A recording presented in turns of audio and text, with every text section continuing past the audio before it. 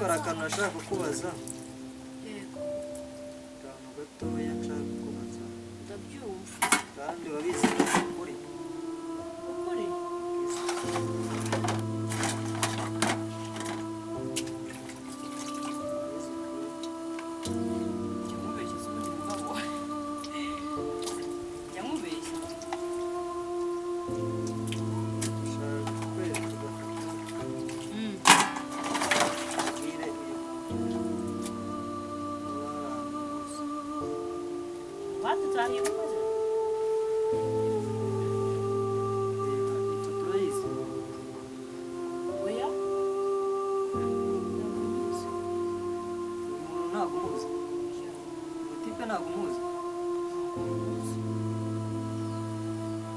buriya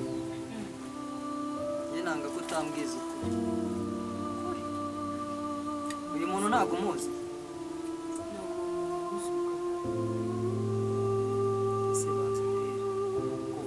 kuva nashaka ntabwo kubita n'umunsi n'umwe ntabwo ntabwo utunga n'urutoki ese vi ntabwo nkunda ntabwo ndi umugabo wawe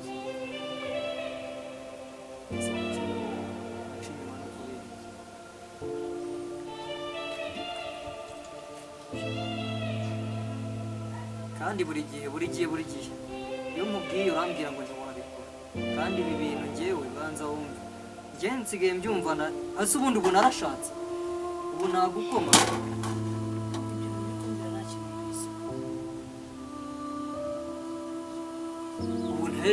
ubu naherekeje abandi nagize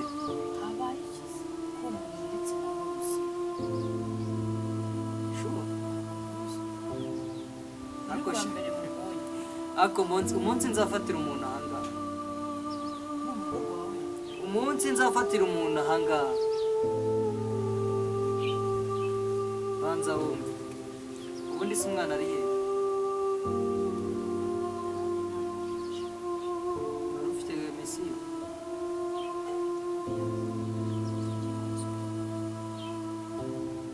ese usanzwe woza ibyombo reka wabyutse wirukanka wagira ngo ufite gahunda uyu munsi ufite misiyo uno munsi se arya ngo singusohoka nashaka kuzaza gusohoka nizere ko babonye noneho ni byiza rwose usigaye usohoka usigaye ujya no ku mazi ubu ngubu ubu reka ngiye bitangira watangiye kumwe ngo baturanyi ngo babona ngo basohoka ngo bagire ute banza vire mugore wanjye nako ubu ngubu usibye kuri mama w'umwana kuko ibintu ishusho uri kunyereka muri iyi minsi ndabona atari nziza nshatse kuvuga ko njye nigize nshaka ahubwo njye naherekeje abandi bantu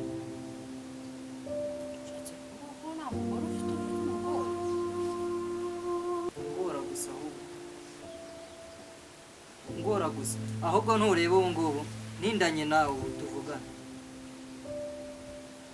sigaye mbona uhindura imisatsi buri kanya kumva ntaguhaye amafaranga yo guhindura imisatsi bigenda bite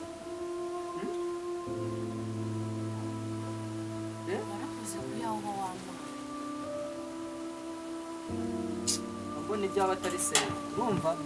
mbona ibyaba atari seri reka nigende njye kwinywera agacupa kumenya nawe ntanaguhunda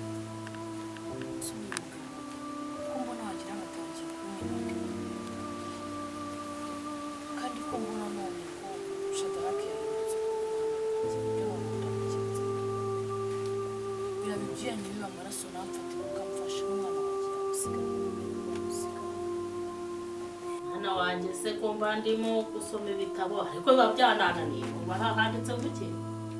aha ndi kubona handitse ngo Bibiliya yagufasha kugira ubuzima bwiza ndabona ari ukuzagura rinete umeze ute se mwana wawe umeze neza use kutambwiye kuri buze ukabura uvuyemo koko nanjye mvuyemo n'agafuko gafite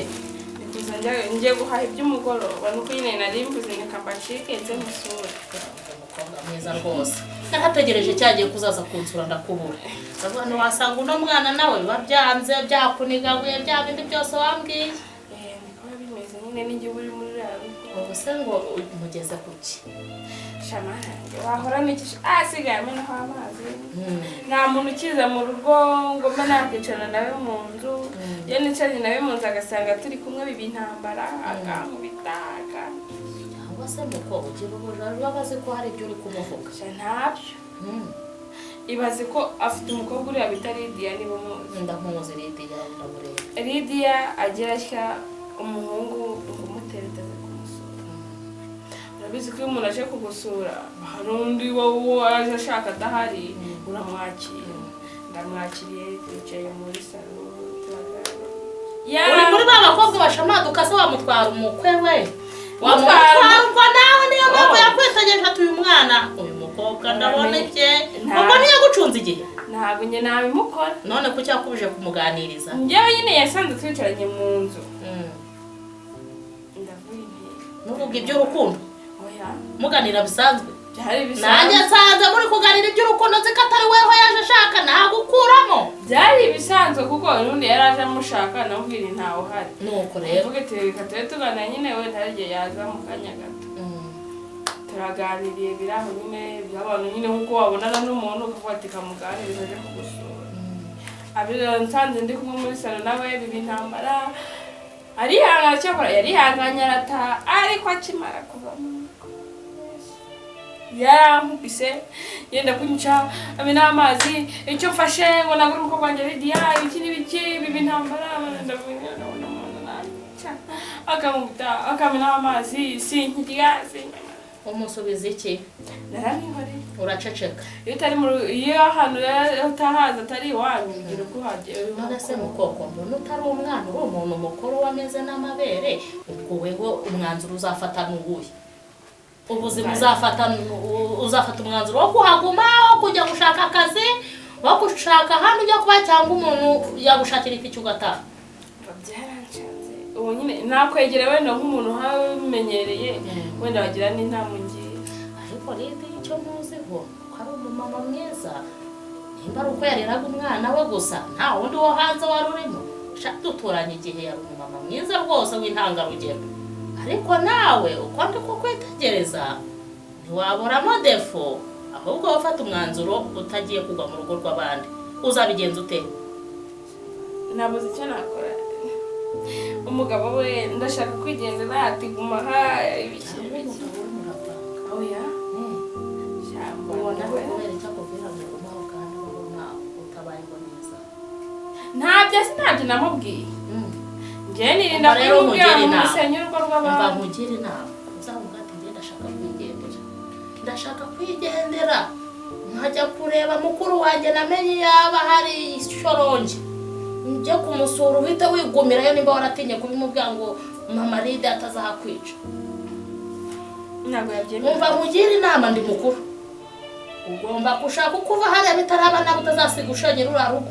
umenye yuko tutakuvuganira ngo nukuri kurira gutyo twavuga ko ari wowe wabiteye gira vuba ko ushaka umwanzuro utahe nimba ari n'itike nzayiguha ngiye muturanye uwa mama Lydia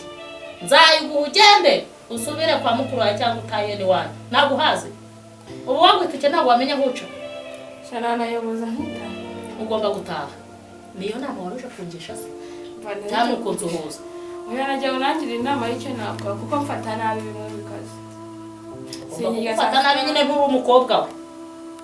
nturi umukobwa ariko se mukobwa ubwo nawe mvuga ngo uri marayika yewe nturi marayika ahubwo reka nkurangira akazi wankoreye nkurangira akazi mva amajwi ayo mahirwe se ubwo nayakura he nawe afite amahirwe uhavuye kuko gufata nawe kugira ngo ugende utagira ngo nayawe wenyine ahubwo mbwira nimba uzagenda ukitwara neza nkurangira akazi wowe mbwira nta kibazo cyane urimo kwihuta ntabwo nihuta cyane wambwira ntuzajya no kwanyerera ahubwo ngubwo ngiye kukurangira akazi ngiye kukurangira akazi ninkabona nzahita nkubwira wicirishe n'umucike utavuganye nawe nabi ngiye kumwitwaraho neza ngo bishoboka ngiye kuzakurangira akazi ujye unaba ikigali ukorera n'amafaranga ugira ngo ntabukore nka wenda nkaba nahindura n'umwenda dore mparamari no kwanza wagira ngo ndi imfungu ihora mu mwenda oya niko bimeze uyu uri w'abandi ugomba kubaho nabi bishoboka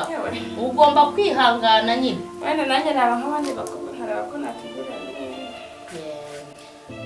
ubuse ntabwo bakubonye winjira aha ntabwo bambonye musize aryamye. Musize aryamye na papa wanyu nawe uhari? Papa bagiye mu kazi nawe uhari. Ubwo rero batakubonye kamure kuri ujya guhaha utahe vuba batibaza iyo watinze nabwo bikaba ibibazo. Ego niko Ngaho nsezerangiye gusigara nsoma kino gitabo nsoma ibyo nshoboye ibyo nashoboye nzajya mbyihorera cyane ahubwo namugire ni sawa. Yego uramuke. Sawa nawe usigara amahoro.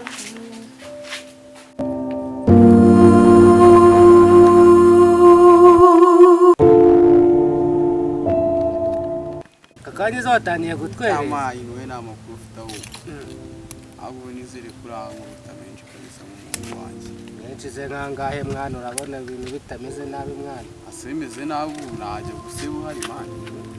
Ntabwo natuma useba. Kuko ntabwo byaba ari byiza. N'umuntu w'inshuti yanjye ngomba kugufasha uko nshobojwe.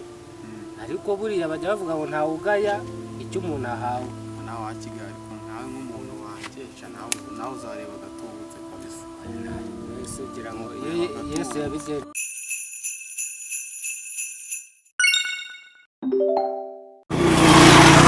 Ntabwo natuma useba mwana.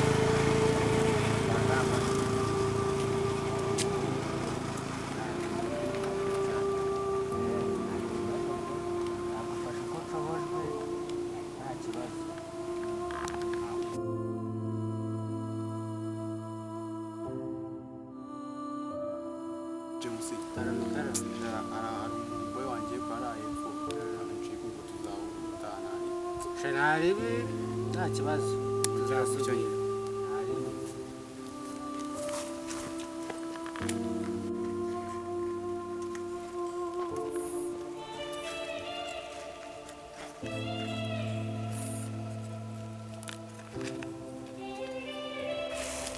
Ngire guhamagara.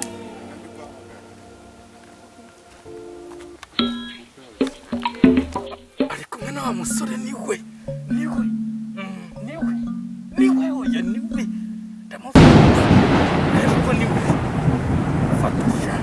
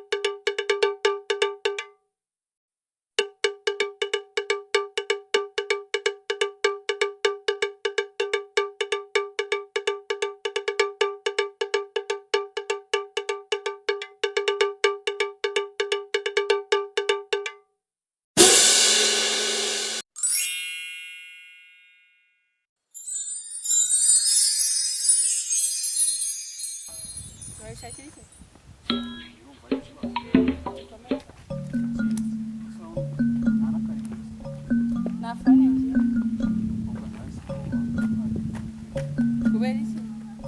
Nibwo bushake bwanjye ariko ubundi abasore b'i Kigali mwabaye muto.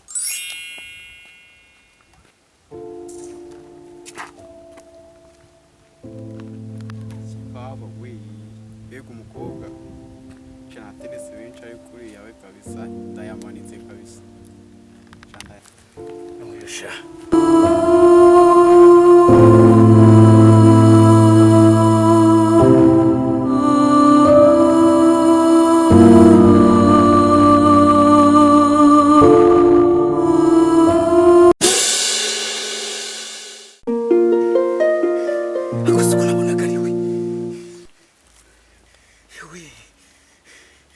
Nzamufata kuko uriya muhungu niwe bari kumwe n'abakunda kuba bari kumwe. Nzamufata.